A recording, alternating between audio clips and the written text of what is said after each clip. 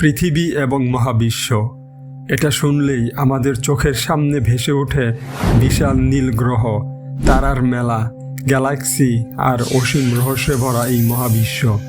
কিন্তু জানো কি, আমরা যা দেখি বা শুনি তা আসলে সব কিছুর মাত্র 5 ভাগ।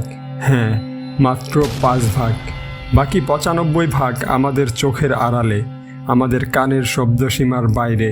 এটা শুনে অবাক হচ্ছ, তাই না? কিন্তু এটাই সত্যি। কিন্তু প্রশ্ন হলো, এই অদৃশ্য জগতের কথা আমরা জানলাম কি করে? এখানেই আসে প্রযুক্তির জাদু।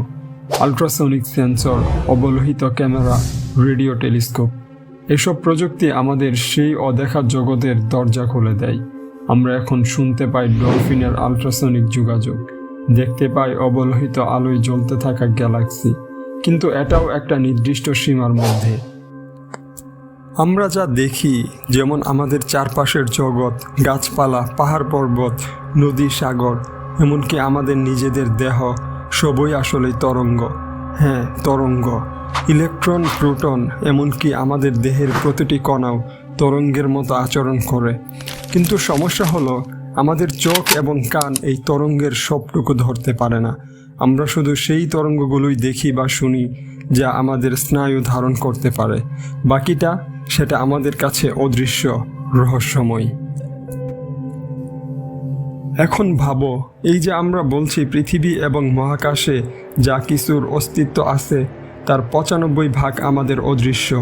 তার বাইরেও কি কিছু আছে? এমন কিছু যা আমাদের কল্পনাতেও আসেনি কখনো, এমন কিছু যা হয়তো আমাদের বর্তমান প্রযুক্তির সীমারও বাইরে। এই রহস্যময় জগৎ আমাদের জানান দেয়, আমরা যতটুকু জানি তার চেয়ে অজানা আরও অনেক বেশি। প্রতিদিন নতুন নতুন আবিষ্কার আমাদের চোখ খুলে দিচ্ছে। হয়তো একদিন আমরা এই অদৃশ্য 95 ভাগ জগতেরও রহস্য ভেদ করতে পারবো। কিন্তু তার আগে এই রহস্যময় বিশ্বকে জানার চেষ্টায় আমাদের এগিয়ে নিয়ে যাবে।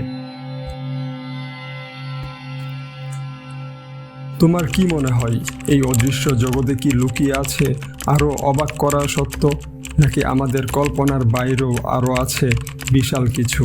ভাবো, অনুভব করো এবং এই রহস্যময় জগৎকে জানার চেষ্টা চালিয়ে যাও। জানতে চাও আরও কিছু? সাথে থাকো আমাদের।